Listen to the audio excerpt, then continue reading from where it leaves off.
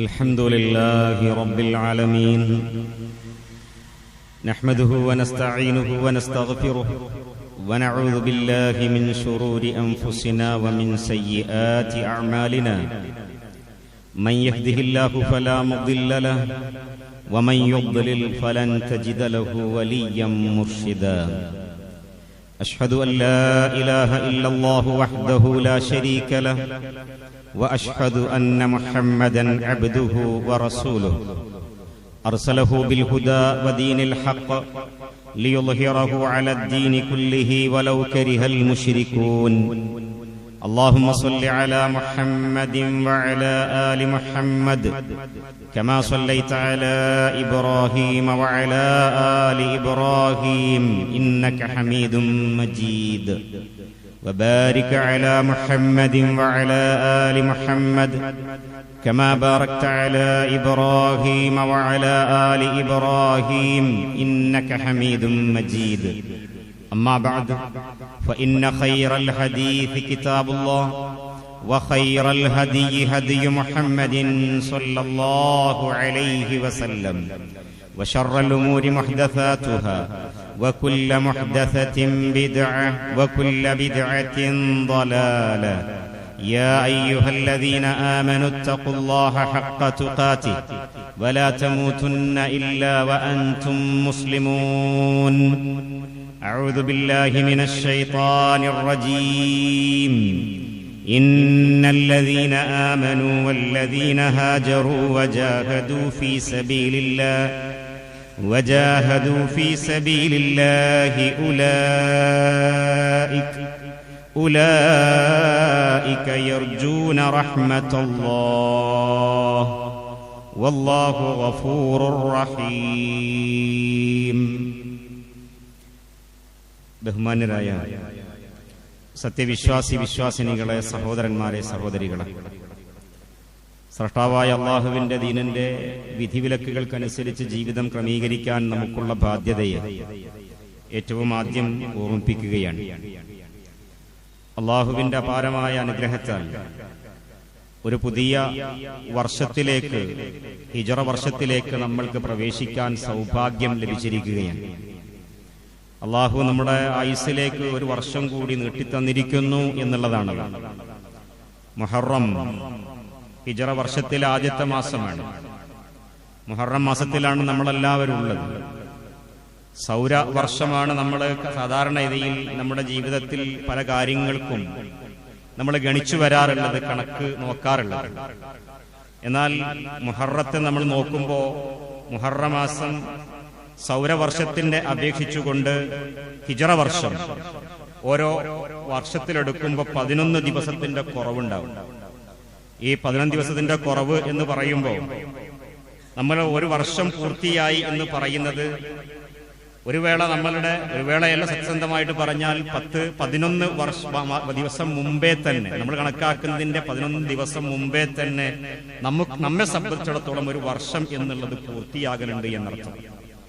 ആ രീതിയിലാണ് ഹിജ്റ വർഷത്തിന്റെ അല്ലാഹു സുബ്ഹാനഹു വ തആല അതിനെ ക്രമീകരിച്ചത്. അതങ്ങനെ തന്നെയാണല്ലോ. ഇന്ന ഇദ്ദത്ത ശുഹൂരി ഇൻദല്ലാഹി 12 ശഹ്റ എന്ന് പറയുന്ന ആയത്തിൽ 12 മാസങ്ങളെ കുറിച്ച് പറയുമ്പോൾ അല്ലാഹു സുബ്ഹാനഹു വ തആല അതിൽ ഈ ഹിജ്റ വർഷത്തെയാണ് പ്രത്യേകമായി കൊണ്ട് പറഞ്ഞിട്ടുള്ളത് എന്നുള്ളത് കൂടി കണക്കാക്കുമ്പോൾ അക്കാര്യം എത്രമേൽ പ്രധാനപ്പെട്ടതാണ് എന്ന് ബോധ്യം വരും.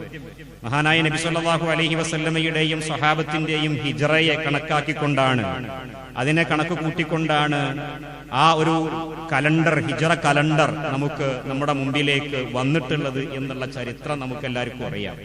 നബി സല്ലല്ലാഹു അലൈഹി വസല്ലം ഇങ്ങനെ ഒരു ഹിജ്റ കലണ്ടർ ഉണ്ടാക്കിയിട്ടില്ല.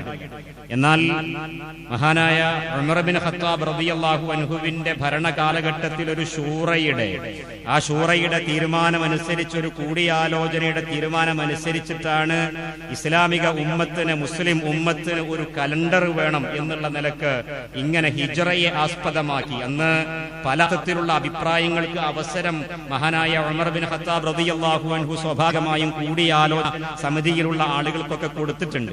സ്വഹാബികളിൽ പലരും, പ്രമുഖരും പല അഭിപ്രായവും പറഞ്ഞിട്ടുണ്ട്. ആ അഭിപ്രായങ്ങളുടെ ഒരു രത്നചുരുക്കം, അതല്ലെങ്കിൽ അതിന്റെ ഒരു തീരുമാനം എന്നുള്ള നിലക്ക് എത്തിയിട്ടുള്ളത് മുസ്ലിം ഉമ്മത്തിനെ എല്ലാവർക്കും പ്രവാചകൻ സല്ലല്ലാഹു അലൈഹി വസല്ലമയെ മാത്രം ബാധിക്കുന്ന ഒന്ന് എന്നാകാതെ മുസ്ലിം ഉമ്മത്തിനെ മൊത്തത്തിൽ പ്രാധാന്യമർഹിക്കുന്ന ഒരു സംഭവം അല്ലെങ്കിൽ ഒരു മഹത്തായ സംഭവം എന്നുള്ള നിലക്ക് ഹിജ്റയെ നിദാനപ്പെടുത്തി ഒരു കലണ്ടർ ഉണ്ടാകണം എന്നുള്ള തീരുമാനം, ആ തീരുമാനത്തിന്റെ ഭാഗമായിക്കൊണ്ടാണ് ഹിജ്റ കലണ്ടർ രൂപീകൃതമായിട്ടുള്ളത് എന്നുള്ളത് ഇസ്ലാമികമായി നമുക്കറിയാവുന്ന ചരിത്രമായിരിക്കും. നബി സല്ലല്ലാഹു അലൈഹി വസല്ലമയുടെ ഹിജ്റ ഉണ്ടായിട്ടുള്ളത് റബീഉൽ അവ്വലിലാണ്. റബീഉൽ അവ്വൽ മാസത്തിൽ നബി സല്ലല്ലാഹു അലൈഹി വസല്ലം ഹിജ്റ ചെയ്ത് എത്തുകയുണ്ടായി, മദീനയിൽ എത്തുകയുണ്ടായി. പക്ഷേ മുഹറമാണ് മാസത്തിന്റെ അല്ലെങ്കിൽ വർഷത്തിന്റെ തുടക്കം, റബീഉൽ അവ്വൽ അല്ല. അതെന്തുകൊണ്ട് എന്ന് ചോദിച്ചാൽ അങ്ങനെ തന്നെ മുഹറം തന്നെയായിരുന്നു ജാഹിലിയ്യ കാലഘട്ടത്തിലും അന്നത്തെ അറബികൾ ഒന്നാമത്തെ മാസമായിക്കൊണ്ട്, വർഷത്തിലെ ഒന്നാമത്തെ മാസമായിക്കൊണ്ട് കണക്കാക്കി പോന്നിട്ടുള്ളത്. ആ നിലക്ക് ആ മുഹറം ഓരോ വർഷത്തിലെയും ഹിജ്റ കലണ്ടർ വന്നപ്പോഴും ഹിജ്റ കലണ്ടറിലും ഒന്നാമത്തെ മാസം എന്നുള്ളത് മുഹറം എന്നുള്ളത് ഗണിച്ച് കണക്കാക്കി പോന്നു എന്നുള്ളതാണ് ആ വിഷയത്തിലുള്ളത്. ഏതായിരുന്നാലും നബി സല്ലല്ലാഹു അലൈഹി വസല്ലമയുടെ ഹിജ്റ, പ്രവാചകൻ സല്ലല്ലാഹു അലൈഹി വസല്ലം മാത്രമൊന്നുമല്ലല്ലോ ഹിജ്റ ചെയ്തിട്ടുള്ളത്. ഹിജ്റയുടെ ചരിത്രം പരിശോധിക്കുമ്പോൾ പരിശുദ്ധ ഖുർആൻ തന്നെ മഹാനായ ഇബ്രാഹിം നബി അലൈഹി സ്വലാത്തു വസ്സലാമയുടെ, ലൂത്ത് നബിയുടെ, ഈസാ നബിയുടെ, മൂസാ നബിയുടെ ഒക്കെ ഹിജ്റയെ കുറിച്ചുള്ള അവരുടെയൊക്കെ പലായനത്തെ കുറിച്ചുള്ള സംസാരങ്ങൾ അല്ലാഹു സുബ്ഹാനഹു വ തആല നമ്മുടെ മുമ്പിലേക്ക് വെക്കുന്നുണ്ട്. ഇവരൊക്കെയും ഈ മഹത്തുക്കളായ പ്രവാചകന്മാരും ഇനി വേണ്ട വിശ്വാസികളായിക്കൊണ്ട് നമ്മൾ കണക്കാക്കുന്ന അല്ലെങ്കിൽ നമ്മൾ മനസ്സിലാക്കി പോന്നിട്ടുള്ള ഏതൊരു സമൂഹവും എക്കാലഘട്ടത്തിലും ഹിജ്റ ചെയ്തിട്ടുണ്ടെങ്കിൽ, പലായനം ചെയ്തിട്ടുണ്ടെങ്കിൽ അതിന്റെ ഏറ്റവും വലിയ ഒരു കാരണം എന്ന് പറയുന്നത് അവർ വിശ്വസിച്ച് ആചരിച്ചു പോരുന്ന ഒരു വലിയ ആദർശമുണ്ടല്ലോ, ആ ആദർശത്തിന്റെ സംരക്ഷണം, അതിനു വേണ്ടിക്കൊണ്ട് അവർ ഹിജ്റ ചെയ്തു, പലായനം ചെയ്തു.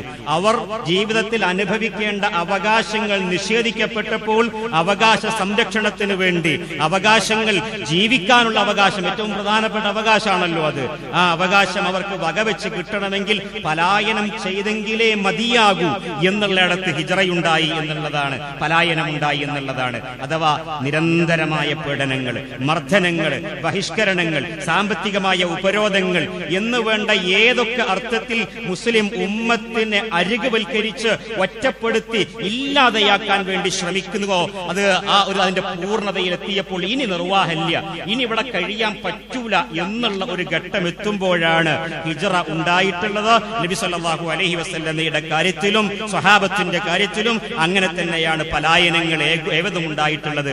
അബിസീനിയയിലേക്കുണ്ടായിട്ടുള്ള പലായനത്തിന്റെ ചരിത്രത്തിലും മദീനയിലേക്കുള്ള പലായനത്തിന്റെ ഹിജ്റയുടെ ചരിത്രത്തിലുമൊക്കെ അത് നമുക്ക് വായിക്കാൻ സാധിക്കും. ഓർക്കേണ്ടത് പ്രധാനപ്പെട്ട ഹിജ്റയുടെ ലക്ഷ്യം എന്ന് പറയുന്നത് ദീനിന്റെ സംരക്ഷണമാണ്. അത് ഒന്നുകൂടി ഇങ്ങനെ പറഞ്ഞാൽ നബി സല്ലല്ലാഹു അലൈഹി വസല്ലമയെയും മുസ്ലിം ഉമ്മത്തിനെയും ഏൽപ്പിച്ചിട്ടുള്ള അവർ വ്യക്തിപരമായി കൊണ്ട് അവർക്ക് കിട്ടേണ്ട അവകാശം എന്നതോടൊപ്പം തന്നെ അതിനേക്കാൾ അപ്പുറം വേറൊരു കാര്യം കൂടിയുണ്ട്. അവർക്ക് ഏറ്റെടുക്കേണ്ടി വന്നിട്ടുള്ള ഒരു ഉത്തരവാദിത്വമുണ്ട്, ദഅവത്താണിത്.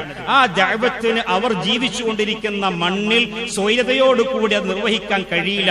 ഇത് ഈ ദഅവത്തുമായി കൊണ്ട് മുന്നോട്ട് പോകാൻ കഴിയില്ല. അള്ളാഹുവിന്റെ കലാമാണ് പ്രബോധനം ചെയ്യുന്നത്, പരിശുദ്ധ ഖുർആനാണ് ആളുകളിലേക്ക് എത്തിക്കുന്നത്. അതിന്റെ വിഷയത്തിൽ അന്നത്തെ ഉമ്മത്ത് സ്വീകരിച്ച ഒരു നിലപാട് പരിശുദ്ധ ഖുർആൻ പറയുന്നുണ്ടല്ലോ. അല്ലാഹു സുബ്ഹാനഹു വ തആല സൂറത്തുൽ ഫുർഖാനിന്റെ ആദ്യ ഭാഗത്ത് അല്ലാഹു സംസാരിക്കുന്നുണ്ട്. വഖാലർ റസൂൽ, അല്ലാഹുവിന്റെ റസൂൽ സല്ലല്ലാഹു അലൈഹി വസല്ലം, നബി സല്ലല്ലാഹു അലൈഹി വസല്ലം അല്ലാഹുവോട് പ്രാർത്ഥിച്ച ഒരു പ്രാർത്ഥനയെ പറയുന്നുണ്ട്. എന്താണ് ആ പ്രാർത്ഥന എന്നറിയോ?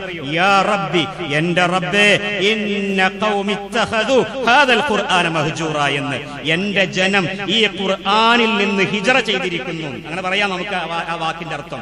എന്റെ ജനം ഈ ഖുർആനിൽ നിന്ന് ഹിജ്റ ചെയ്തിരിക്കുന്നു, ഖുർആനിനെ വെടിഞ്ഞിരിക്കുന്നു, ഖുർആനിൽ നിന്ന് അവർ പലായനം ചെയ്തിരിക്കുന്നു, അതിനെ അവരുടെ ജീവിതത്തിൽ നിന്ന് ഒഴിവാക്കിയിരിക്കുന്നു എന്നുള്ള ഒരു പരാതി നബി സല്ലല്ലാഹു അലൈഹി വസല്ലം അള്ളാഹുവോട് പ്രാർത്ഥിച്ചുകൊണ്ട് പറയുന്നുണ്ട്.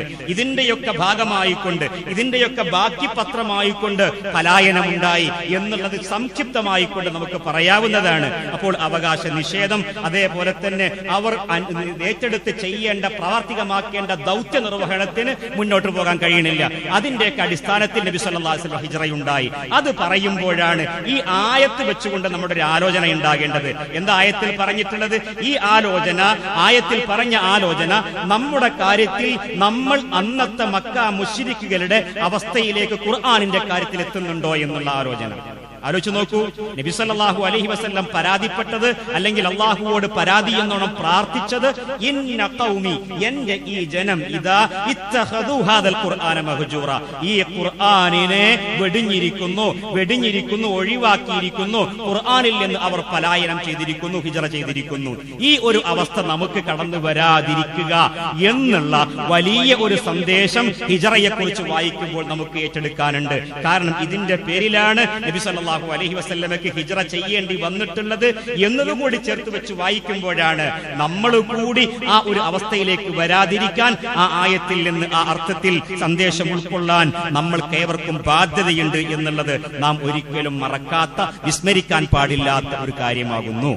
ഇനി സഹോദരന്മാരെ, സഹോദരികളെ, ഹിജ്റ ചെയ്യേണ്ട കാര്യങ്ങളെ കുറിച്ച്, എന്തിനായിരിക്കണം ഹിജ്റ, നമ്മളുടെ ഹിജ്റ ഏതൊക്കെ ഘട്ടത്തിലും ഏതൊക്കെ കാര്യത്തിലുമായിരിക്കണം എന്നുള്ളത് കൂടി പഠിക്കേണ്ടതുണ്ടല്ലോ. ഹിജ്റയുടെ ചരിത്രമുണ്ട്.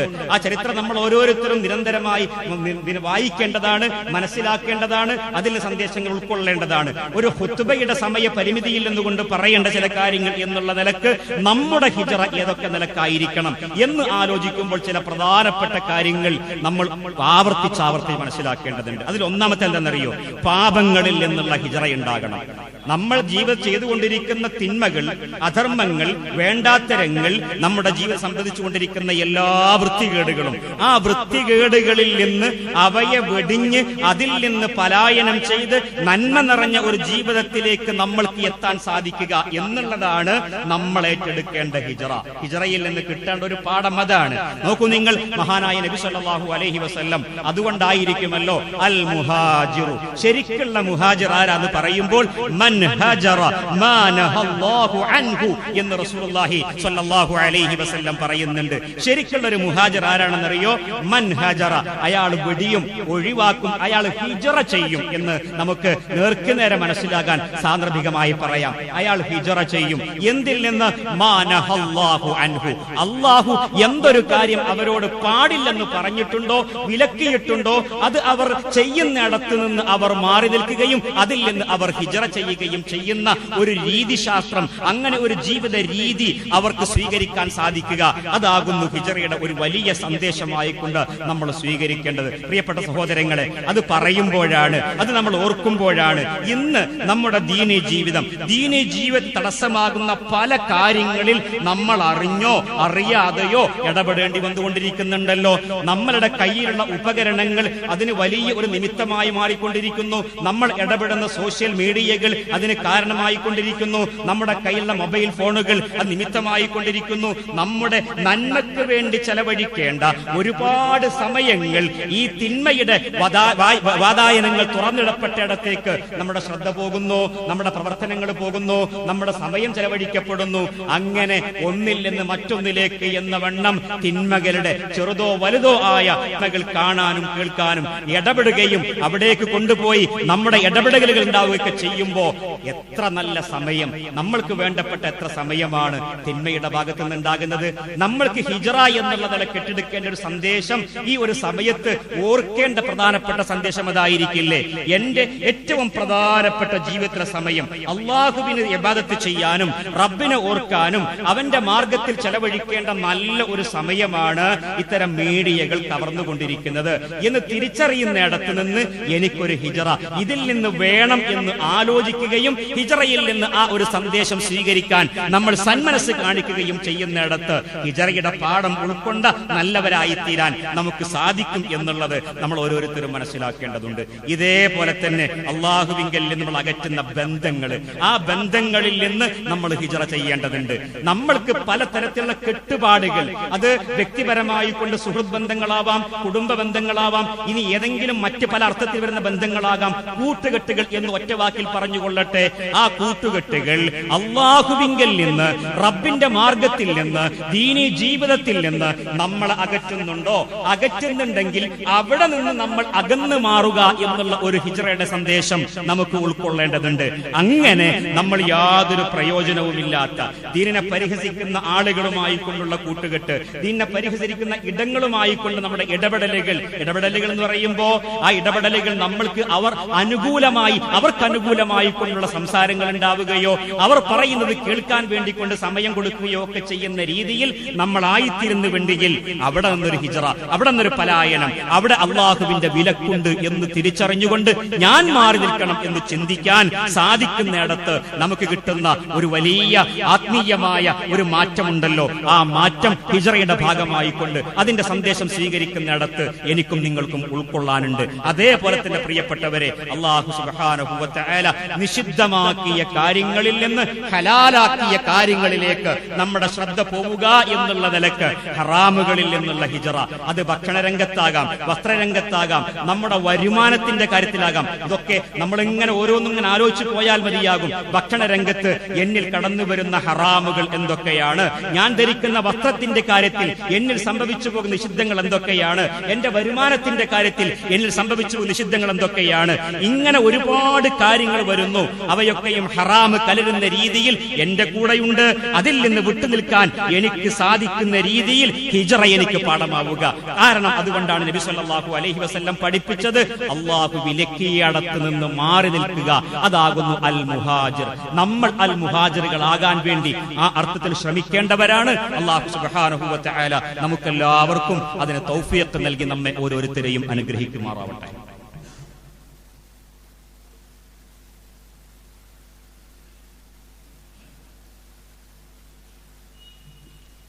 അൽഹംദുലില്ലാഹി റബ്ബിൽ ആലമീൻ والعاقبة للمتقين ولا عدوان إلا على الظالمين المعتدين وصلى الله وسلم على نبينا محمد وآله وصحبه أجمعين أما بعد.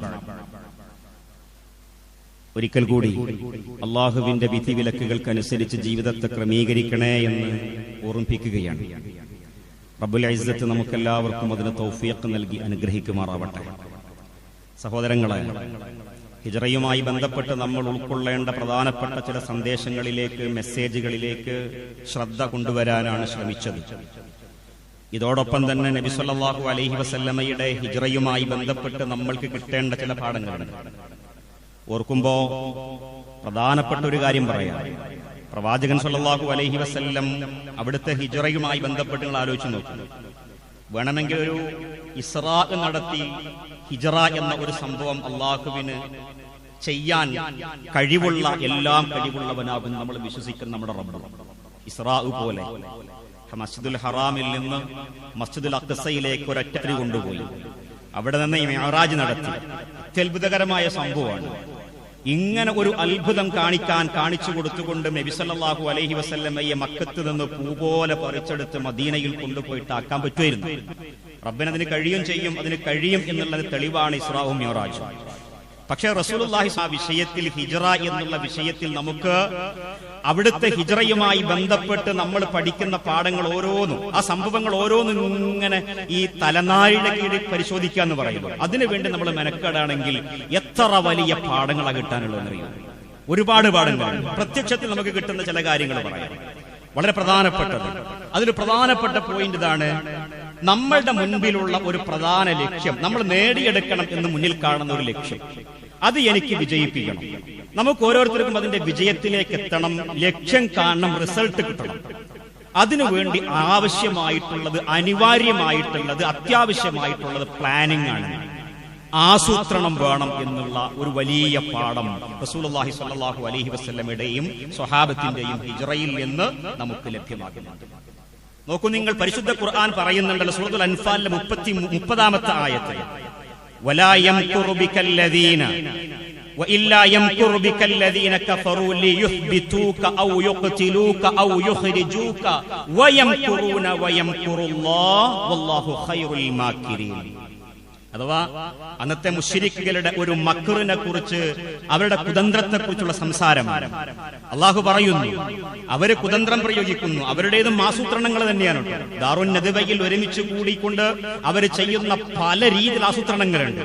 ആ ആസൂത്രണങ്ങൾ നമ്മളിങ്ങനെ ചരിത്രത്തിൽ നിന്ന് വായിക്കേണ്ടതുണ്ട്. അത് നമ്മൾ വായിക്കുമ്പോൾ ഖുർആൻ അതിനെ ഒറ്റ വാക്കിൽ ഇങ്ങനെ പറഞ്ഞിട്ടുണ്ട്, അവരിതാ വലിയ ആസൂത്രണങ്ങൾ ചെയ്യാണ്, കുതന്ത്രങ്ങൾ മെനയാണ്. നിന്നെ ഒന്നുകിൽ ബന്ദിയാക്കണം എന്നുള്ളതാണ്, അതല്ലെങ്കിൽ കൊന്നുകളയണം എന്നുള്ള നബിയെ, അതല്ലെങ്കിൽ താങ്കളെ ഈ നാട്ടിൽ നിന്ന് പുറത്താക്കണം എന്നുള്ളതാണ്. ഇങ്ങനെ പല അർത്ഥത്തിലുള്ള കുതന്ത്രങ്ങൾ, ആസൂത്രണങ്ങൾ അവർ മെനഞ്ഞുകൊണ്ടേയിരിക്കുന്നു. അല്ലാഹു സുബ്ഹാനഹു വ തആല പറയുന്നു, വയംകുറൂൻ, അവരുടെ മക്ർ നടന്നുകൊണ്ടിരിക്കുന്നുണ്ട്, അവരുടെ കുതന്ത്രങ്ങൾ അങ്ങനെ ആസൂത്രണങ്ങളായിക്കൊണ്ട് നടന്നുകൊണ്ടിരിക്കുന്നുണ്ട്. പക്ഷേ വയംകുറുല്ലാഹ്, അല്ലാഹു സുബ്ഹാനഹു വ തആല അവന്റെ ഭാഗത്ത് നിന്നിതാ വലിയ തന്ത്രങ്ങൾ മെനയുന്നു, റബ്ബിദാ ആസൂത്രണം ചെയ്യുന്നു. വല്ലാഹു ഖൈറുൽ മാക്കിരീൻ, നല്ല രീതിയിൽ ആസൂത്രണം ചെയ്യാൻ കഴിയുന്നവൻ, പ്ലാൻ ചെയ്യാൻ കഴിയുന്നവൻ, തന്ത്രിക്ക് ചെയ്യാൻ കഴിയുന്നവൻ അല്ലാഹുവാണ്. അള്ളാഹുവിന്റെ തന്ത്രം വിജയിച്ചു എന്നുള്ളത്, അതിന്റെയൊക്കെ ചരിത്രങ്ങൾ നമ്മൾ ഇങ്ങനെ ഓരോന്നോരോന്നും ഇങ്ങനെ വായിച്ചു നോക്കുമ്പോ ചില ഭാഗത്തൊക്കെ നമ്മുടെ കണ്ണ് നിറഞ്ഞു പോകും, ചിലയിടത്ത് നമ്മളിങ്ങനെ സന്തോഷം കൊണ്ട് പുളകിതരാകും, ചിലത് നമ്മൾക്ക് ജീവിതത്തിലേക്ക് വിശ്വാസപരമായ വല്ലാത്ത തവക്കുലിന്റെ പാഠങ്ങൾ നൽകും. നോക്കൂ നിങ്ങൾ, അല്ലാഹു സുബ്ഹാനഹു വ തആലയുടെ ആസൂത്രണ മികവ്, അവനെല്ലാം അറിയുന്നവനാണല്ലോ. അവന്റെ തീരുമാനം എങ്ങനെ ഏത് രീതി നടപ്പാക്കപ്പെട്ടു എന്നുള്ളതും ആ നടപ്പാക്കപ്പെടുന്ന തീരുമാനവുമായി ബന്ധപ്പെട്ടുകൊണ്ട് നേരത്തെ പറഞ്ഞ കാര്യങ്ങൾ ഓർക്കുക. വേണമെങ്കിൽ മിഅ്റാജ് ഉണ്ടാക്കാമായിരുന്നു, പക്ഷേ നബി സല്ലല്ലാഹു അലൈഹി വസല്ലം എന്തൊക്കെ രീതിയിൽ പ്ലാൻ ചെയ്തിട്ടാണ് കാര്യങ്ങൾ മുന്നോട്ട് പോയിട്ടുള്ളത് എന്നുള്ളത് കൂടി നമ്മൾ പഠിക്കേണ്ടതാണ്. ഹിജ്റ പോകാൻ ഒന്നാമതായിക്കൊണ്ട് നബി സല്ലല്ലാഹു അലൈഹി വസല്ലം അള്ളാഹുവിന്റെ അനുവാദത്തിന് കാത്തു നിൽക്കുന്നു. സ്വഹാബത്തിനൊക്കെ പറഞ്ഞയച്ചിട്ടേ സ്വന്തം അള്ളാഹുവിന്റെ റബ്ബിന്റെ അടുക്കൽ നിന്ന് അനുവാദത്തിന് വേണ്ടി കാത്തു നിൽക്കുന്ന ഒരു ഘട്ടമുണ്ട്. അവിടെ അബൂബക്കർ റളിയല്ലാഹു അൻഹുവിനെ മുൻകൂട്ടി ധാരണ കൊടുത്തിട്ട് വാഹനങ്ങളൊക്കെ ഒരുക്കി വെച്ചിട്ട് ആ വാഹനങ്ങൾ പണം കൊടുത്ത് വാങ്ങുന്നു. ആ വിഷയം അബൂബക്കർ റളിയല്ലാഹു അൻഹുവിനെ ധരിപ്പിക്കുന്നു. അങ്ങനെ കാര്യങ്ങളൊക്കെ നടക്കുന്ന ഒരു വലിയ ചരിത്രത്തിന്റെ ഭാഗം. ഇങ്ങനെ ഇവിടം തൊട്ടിങ്ങനെ ആ പ്ലാനിങ് ഇങ്ങനെ തുടങ്ങി വരുന്നു. ആരായിരിക്കണം കൂട്ടുകാരൻ, എന്തായിരിക്കണം വാഹനം, ആ വാഹനം എങ്ങനെയായിരിക്കണം, സ്വന്തം പണം ചെലവഴിച്ച് അബൂബക്കർ റളിയല്ലാഹു അൻഹു ഒരു വേള നബിയെ, എനിക്ക് താങ്കൾക്കുള്ള വാഹനം കൂടി എന്റെ ചെലവിലാകണമെന്ന് ആഗ്രഹിക്കുകയും അത് പറയുകയും ചെയ്തിട്ട് പ്രവാചകന്റെ അടുക്കൽ നിന്ന് പണം വാങ്ങാൻ കൂട്ടാക്കാതിരുന്നപ്പോൾ, പണം തന്നെങ്കിൽ വാങ്ങിയെങ്കിൽ മാത്രം താങ്കൾ ഒരുക്കിയ വാഹനം എനിക്ക് മതി എന്ന് വരെ പറഞ്ഞിട്ട് ഇങ്ങനെ പോകുന്ന ഒരുപാട് പ്ലാനിങ്ങുകൾ ഇവിടെ നടന്നുകൊണ്ടിരിക്കുന്നുണ്ട്. അങ്ങനെ അല്ലാഹു റബ്ബിന്റെ അനുവാദം കിട്ടി. ഈ അനുവാദത്തിന് ശേഷം നബി സല്ലല്ലാഹു അലൈഹി വസല്ലം അബൂബക്കർ റളിയല്ലാഹുവിന്റെ അടുക്കലേക്ക് ചെല്ലുന്നു. അങ്ങനെ ഏറ്റവും വലിയ സന്ദേശം ഇവിടെ ഉള്ളതെന്ന് വെച്ച് കഴിഞ്ഞാൽ, നമ്മളൊക്കെ ഒരു വലിയ യാത്രയാണ് എങ്കിൽ നമുക്കൊക്കെ അനിവാര്യമാകുന്ന ഒരു സംഗതി, നബി സല്ലല്ലാഹു അലൈഹി വസല്ലം അബൂബക്കർ റളിയല്ലാഹുവിനെ തന്നെ തന്റെ യാത്രയിലെ കൂട്ടുകാരൻ, ജീവിതത്തിലെ എല്ലാ അർത്ഥത്തിലുള്ള ആത്മസുഹൃത്തിനെ തന്നെ യാത്രയിലും കൂട്ടുകാരനായി കിട്ടണം എന്നുള്ള ഒരു ആലോചന നബി സല്ലല്ലാഹു അലൈഹി വസല്ലം തങ്ങൾക്ക് ഉണ്ടായി. പിന്നീട് പെട്ടെന്ന് ഇങ്ങനെ പറയുമ്പോൾ ചില കാര്യങ്ങൾ ആലോചിച്ച് നോക്കൂ. അതിന്റെ പ്ലാനിങ്ങിന്റെ ഭാഗമായി അതിപ്രധാനമായ ചില പോയിന്റുകൾ, അസ്മാ റളിയല്ലാഹു അൻഹയുടെ ഇടപെടലുകൾ. ദാത്തുൻ നിതാഖൈൻ എന്ന് അസ്മാ റളിയല്ലാഹു അൻഹയ്ക്ക് എന്തുകൊണ്ട് പേര് കിട്ടി എന്നുള്ളത് നോക്കുമ്പോൾ, ഈ 3 ദിവസക്കാലം ആദ്യം ഭക്ഷണം ഒരുക്കി വെക്കുന്നു. ആദ്യ ദിവസം പോകുന്ന സമയത്ത് ഭക്ഷണം ഒരുക്കി വെക്കുന്നു. ആ ഭക്ഷണം ഒരുക്കി വെക്കുമ്പോൾ അത് ഒട്ടകത്തിന്റെ പുറത്ത് വെച്ച് കെട്ടാനുള്ള കയറില്ലാതെ വരുമ്പോൾ സ്വന്തം ഉടുത്തിരിക്കുന്ന വസ്ത്രം ധരിച്ച് കീറിയിട്ട്, വസ്ത്രത്തിന്റെ ഒരു ഭാഗം കീറിയിട്ട് ഇത് കെട്ടാനുള്ള ഒരു ആയുധമാക്കി, കെട്ടാനുള്ള കയറാക്കി സ്വീകരിച്ചപ്പോ നബി സല്ലല്ലാഹു അലൈഹി വസല്ലം സ്വർഗത്തിലേക്ക് സന്തോഷമറിയിച്ചുകൊണ്ട് ദാത്തുൻ നിതാഖൈൻ എന്നുള്ള വിളിപ്പേര് കൊടുത്തു. ആ അസ്മാ റളിയല്ലാഹു അൻഹ ഈ 3 ദിവസക്കാലവും സൗർ ഗുഹയിലേക്ക്, സൗർ ഗുഹയെ കുറിച്ച് നമ്മൾ പഠിക്കുമ്പോ സമുദ്രനിരപ്പിൽ നിന്ന് ഏകദേശം 1 കിലോമീറ്ററിന്റെ അടുക്കൽ, ഒരു 3/4 കിലോമീറ്ററിലധികം ഉയരത്തിൽ കിടക്കുന്ന ഒന്നാകുന്നു സൗർ ഗുഹ എന്ന് പറയുന്നത്. അത്ര വളരെ ശ്രമകരമായി കൊണ്ട് മാത്രം കയറിപ്പറ്റാൻ കഴിയുന്ന ഒരു വലിയ ഇടം. ആ ഇടത്തേക്ക് 3 ദിവസവും അസ്മാ റളിയല്ലാഹു അൻഹ പോകുന്നു. ആ ഇടപെടലുകൾ നമ്മളിങ്ങനെ അത് മാത്രം പഠിക്കേണ്ടതുണ്ട്, എന്തൊക്കെയായിരുന്നു അവിടെ ചെയ്തിട്ടുണ്ടായിരുന്നത് എന്നുള്ളത്. അങ്ങനെ അസ്മാ റളിയല്ലാഹു അൻഹ, അതേപോലെ അബ്ദുല്ലാഹി ഇബ്നു അബൂബക്കർ റളിയല്ലാഹു അൻഹു. അസ്മാ റളിയല്ലാഹു അൻഹ ആരാ? നബി സല്ലല്ലാഹു അബൂബക്കർ റളിയല്ലാഹു അൻഹുവിന്റെ മകൾ തന്നെയാണ്. അബൂബക്കറിന്റെ മകനാണ് അബ്ദുല്ലാഹി ഇബ്നു അബൂബക്കർ റളിയല്ലാഹു അൻഹു. അദ്ദേഹത്തെ ഏർപ്പാടാക്കിയതും അദ്ദേഹം ചെയ്തതും. ഇതിലൊക്കെയും ഓരോ കാര്യങ്ങളും ഓരോരുത്തരെ ഏൽപ്പിക്കുകയും ഏറ്റെടുക്കുകയും ഒക്കെ ചെയ്യുമ്പോൾ ഉണ്ടാകുന്ന വേറൊരു പാഠം നല്ല ടീം ബിൽഡിംഗ് ഉണ്ടാകുന്നു എന്നുള്ളതാണ്. ടീം ബിൽഡിംഗിന്റെ പാഠം, ആസൂത്രണത്തിന്റെ പാഠം, ഇതൊക്കെ ഇതിൽ കിട്ടുന്നുണ്ട് എന്നുള്ളത് കൂടി നമ്മളൊക്കെ ആലോചിക്കുകയും ഓർക്കുകയും ചെയ്യേണ്ടതാണ്. അബ്ദുല്ലാഹി അബൂബക്കർ റളിയല്ലാഹു അൻഹു എന്ത് ചെയ്തെന്നറിയോ? ഈ 3 ദിവസക്കാലം പകൽ സമയങ്ങളിൽ മക്കയിൽ എവിടെയൊക്കെ എന്തൊക്കെ ആലോചന നടക്കുന്നുണ്ട് എന്നുള്ളത് ഒരു ചാരനെ പോലെ, രഹസ്യ അന്വേഷകനെ പോലെ കൊണ്ട് പല ഭാഗത്തും ഈ സ്വഹാബി, ഈ മക്ക മുശ്രിക്കുകളുടെ കൂടിയാലോചനകളിലൊക്കെ അവിടെയൊക്കെ എന്താണ് വാർത്ത നടന്നുകൊണ്ടിരിക്കുക, അന്വേഷണങ്ങൾ എങ്ങനെയൊക്കെ പോകുന്നു, ഈ കാര്യങ്ങളൊക്കെ ശേഖരിക്കുക. എന്നിട്ട് രാത്രിയാകുമ്പോൾ ആരോരും അറിയാതെ തൗറിലേക്ക് കയറാ റസൂലുള്ളാഹിക്കും അബൂബക്കർ റളിയല്ലാഹു അൻഹുവിനും എത്തിച്ചു കൊടുക്കുക സല്ലല്ലാഹു അലൈഹി വസല്ലം. നോക്കൂ നിങ്ങൾ, ഇങ്ങനെ ചെയ്യുന്നു മഹാനായ അബ്ദുല്ലാഹി ഇബ്നു അബൂബക്കർ റളിയല്ലാഹു അൻഹു. ആമിർ ഇബ്നു ഫുഹൈറ എന്ന വേറൊരു വ്യക്തിയെ നമ്മൾ കാണുന്നുണ്ടല്ലോ അവിടെ. ആമിർ ഇബ്നു ഫുഹൈറ എന്താ ചെയ്യുന്നത്? നബി സല്ലല്ലാഹു അലൈഹി വസല്ലം ആദ്യം തന്നെ റസൂലുള്ളാഹിയും സ്വഹാബത്ത് അബൂബക്കർ റളിയല്ലാഹു അൻഹുവും കൂടി പോയ ഉടനെ തന്നെയും ഈ ആടുകളെ ഇതിന്റെ പിന്നാലെ മേയിച്ചു കൊണ്ടുപോയിട്ട് പാടുകളൊക്കെ മായ്ച്ചു കളയുന്നു. റസൂലുള്ള പോയ ആ പാട് കാണാതിരിക്കാൻ വേണ്ടി ആളുകളെ തെളിച്ചു കൊണ്ടുപോയിട്ട് പാടുകൾ കളയുന്നു. എന്നിട്ട് കഴിഞ്ഞില്ല, ഈ അബ്ദുല്ലാഹി ഇബ്നു അബൂബക്കർ റളിയല്ലാഹു അൻഹു പോകുമല്ലോ, പോകുന്ന വഴികളിൽ അദ്ദേഹത്തിന്റെ കാൽപ്പാടുകളും വാഹനത്തിന്റെ കാൽപ്പാടുകളും കാണാൻ പാടില്ല. എന്നിട്ട് പിന്നാലെ പോയിട്ട് അതിങ്ങനെ തുടച്ചു മാറ്റി കളയുന്നു. അന്വേഷണം ഏതൊക്കെ വഴിക്ക് വരും എന്നുള്ളത് പോലും അറിയില്ല. ആദ്യം തന്നെ ചെയ്യുന്നത് തെരഞ്ഞെടുക്കുന്നത് സൗറാണ്. സൗറ് തെരഞ്ഞെടുക്കുന്നത് നമുക്ക് കാണാൻ സാധിക്കും. മദീന എന്നുള്ള ഒരു ഇടത്തേക്കുള്ള ഒരു വഴിയേ അല്ല സൗറ്, മദീനയിലേക്ക് പോകുന്ന ഒരു വഴിയേ അല്ല സൗർ ഗുഹ സ്ഥിതി ചെയ്യുന്നത്. മറിച്ച് മദീനയിലേക്ക് വേറെയും പല 3 വഴികൾ അവർക്ക് പരിചിതമാണ്. ഒട്ടും പരിചയമില്ലാത്ത, ഒട്ടും സാധ്യതയില്ലാത്ത ഒരു ഇടം ഒളിച്ചിരിക്കാൻ വേണ്ടി, മറഞ്ഞിരിക്കാൻ വേണ്ടി, ഒളിച്ചിരിക്കാൻ വേണ്ടി തെരഞ്ഞെടുക്കുന്നു. എന്നിട്ട് ഇങ്ങനെയൊക്കെ ക്രമീകരണങ്ങൾ. പിന്നീടോ അബ്ദുല്ലാഹി ഇബ്നു ഉറൈഖത്ത് എന്നുള്ള വേറൊരു വ്യക്തി കടന്നു വരുന്നുണ്ട് അവിടെ. ഒരു മുശ്രിക്കായ മനുഷ്യൻ അദ്ദേഹത്തെ വഴികാട്ടിയായി സ്വീകരിക്കുന്നു എന്നുള്ളത്. അവിടെയും വേറെ കുറെ പാഠങ്ങൾ, മാനവികതയുടെ, ചേർത്തുനിർത്തലിന്റെ, നമ്മളൊക്കെയും ഈ ഒരു ബഹുസ്വരതയിൽ ജീവിക്കുന്നിടത്ത് നമ്മൾക്കുള്ള വലിയ പാഠങ്ങൾ. അബ്ദുല്ലാഹി ഇബ്നു ഉറൈഖത്ത് എന്നറിയപ്പെടുന്ന ഒരു മുശ്രിക്കായ മനുഷ്യന്റെ സഹായം, ആ സഹകരണം വളരെ ക്രിട്ടിക്കലായ ഒരു അവസ്ഥയിൽ നബി സല്ലല്ലാഹു അലൈഹി വസല്ലം സ്വീകരിക്കുന്നു എന്നുള്ളതിലൊക്കെ വലിയ പാഠങ്ങളുണ്ട്. ഇങ്ങനെ ഒരുപാട് പാഠങ്ങൾ നമുക്ക് വേണ്ടി പകർന്നു നൽകുന്ന ഹിജ്റയുടെ സന്ദേശത്തെ നമ്മൾ സ്വീകരിക്കണം, ഉൾക്കൊള്ളണം, പഠിക്കണം എന്നുള്ളതാണ് മുന്നോട്ട് വെക്കാനുള്ളത്. അല്ലാഹു സുബ്ഹാനഹു വ തആല അവന്റെ ദീനിന്റെ മാർഗത്തെ കൃത്യമായി മനസ്സിലാക്കി ആ ദീനനുസരിച്ചുകൊണ്ട് ജീവിക്കാനുള്ള റബ്ബിന്റെ തൗഫീഖ് നാഥൻ നമുക്കെല്ലാവർക്കും നൽകി നമ്മൾ അനുഗ്രഹിക്കുമാറാവട്ടെ. തവക്കുലിന്റെ അതിമനോഹരമായ പാഠങ്ങൾ പകർന്നു നൽകുന്ന ഒരു വലിയ സംഭവം തന്നെയാണ് ഹിജ്റ.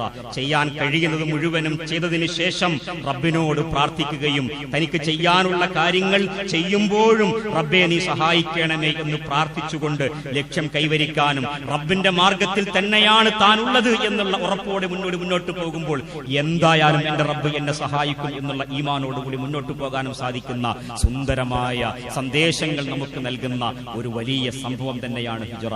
ആ ഹിജ്റയുടെ മെസ്സേജിനെ ആ അർത്ഥത്തിൽ സ്വീകരിക്കാൻ നമുക്കെല്ലാവർക്കും ബാധ്യതയുണ്ട് എന്നാണ് ഓർമ്മിപ്പിക്കാനുള്ളത്. നാഥൻ നമുക്ക് തൗഫീഖ് നൽകുമാറാവട്ടെ. നമ്മിൽ സംഭവിച്ചു പോകുന്ന എല്ലാ തെറ്റുകളും, കുറ്റങ്ങളും, വീഴ്ചകളും അല്ലാഹുവേ ഞങ്ങൾക്കെല്ലാവർക്കും നീ പൊറുത്ത് മാപ്പ് നൽകി ഞങ്ങളെ നീ അനുഗ്രഹിക്കണമേ റബ്ബേ. നാളെ ഒരു വിഭാഗത്തെ സ്വർഗത്തിലേക്കും മറുവിഭാഗത്തെ നരകത്തിലേക്കും നീ കൊണ്ടുപോകുമ്പോ സ്വർഗാവകാശികളിൽ ഞങ്ങളെ ഉൾപ്പെടുത്തി ചേർത്ത് അനുഗ്രഹിക്കണമേ റബ്ബേ. നരകത്തിന്റെ അഹ്ലുകാരിൽ നിന്ന് ഞങ്ങൾക്ക് നീ രക്ഷയും സമാധാനവും നൽകി, കാവല് നൽകി ഞങ്ങളെ നീ അനുഗ്രഹിക്കണമേ റബ്ബേ. അല്ലാഹുവേ, ഞങ്ങളുടെ മക്കളുടെ കാര്യത്തിൽ ഞങ്ങൾ നിന്നോട് ദുആ ചെയ്യുന്നു. മക്കൾ ധാർമ്മിക ബോധത്തോടുകൂടി, ഇസ്ലാമിക ബോധത്തോടുകൂടി, നിന്നെ ഭയപ്പെട്ടുകൊണ്ട് നിനക്ക് മാത്രം ഇബാദത്ത് ചെയ്തുകൊണ്ട് ജീവിക്കുന്ന നല്ല മക്കളായി വളരാൻ ഞങ്ങൾ ആഗ്രഹിക്കുന്നു. നാഥ, അതിനുവേണ്ടി നിന്നിലേക്ക് ഞങ്ങൾ കൈകൾ ഉയർത്തുന്നു. ഇന്നത്തെ സാഹചര്യത്തിൽ മക്കൾക്ക് വേണ്ടി, അവരുടെ നന്മക്ക് വേണ്ടി ഞങ്ങൾ പ്രാർത്ഥിക്കുന്നു. ഞങ്ങളുടെ പ്രാർത്ഥനകൾ സ്വീകരിച്ച് അനുഗ്രഹിക്കണമേ റബ്ബേ. അല്ലാഹുവേ, ദയാപരനും സർവ്വലോക പരിപാലകനുമായ നാഥ, ഞങ്ങളുടെ മാതാപിതാക്കളിൽ പല അർത്ഥത്തിൽ പ്രയാസം അനുഭവിച്ചുകൊണ്ടിരിക്കുന്നവർ, രോഗം കൊണ്ട് ബുദ്ധിമുട്ടുന്നവർ, നാഥ അവർക്ക് രോഗശമനം നൽകി അനുഗ്രഹിക്കണമേ റബ്ബേ. ഞങ്ങളോട് പ്രാർത്ഥിക്കണമേ എന്ന് വസിയത്ത് പറഞ്ഞവരായ എല്ലാ ആളുകൾക്കും നീ അവരുടെ നല്ലതായ ആഗ്രഹങ്ങളൊക്കെ സഫലമാക്കി കൊടുക്കുകയും പ്രയാസങ്ങൾ മാറ്റിക്കൊടുക്കുകയും ചെയ്യണമേ റബ്ബേ. കടങ്ങളെ കൊണ്ട് കുടുങ്ങിയവർക്ക് കടബാധ്യതയിൽ നിന്ന് രക്ഷപ്പെടാനുള്ള തൗഫീഖ് നൽകി അനുഗ്രഹിക്കണമേ റബ്ബേ. അല്ലാഹുമ്മ ഗ്ഫിർ ലിൽ മുഅ്മിനീന വൽ മുഅ്മിനാത്ത് വൽ മുസ്ലിമീന വൽ മുസ്ലിമാത്ത് അൽ അഹ്യാഇ മിൻഹും വൽ അംവാത്ത് ഇന്നക മുജീബുദ് ദഅവാതി യാ ഖാദിൽ ഹാജാത്ത്. അല്ലാഹുമ്മ അജ്ർനാ മിനൻ നാർ, അല്ലാഹുമ്മ അജ്ർനാ മിനൻ നാർ, അല്ലാഹുമ്മ അജ്ർനാ മിനൻ നാർ. റബ്ബന ഗ്ഫിർ ലനാ വലി ഇഖ്വാനിന الذين سبقونا بالإيمان ولا تجعل في قلوبنا غلا للذين آمنوا ربنا إنك رؤوف رحيم. ربنا تقبل منا إنك أنت السميع العليم وتب علينا إنك أنت التواب الرحيم واغفر لنا يا غافر المذنبين والحمد لله رب العالمين وسلام على المرسلين.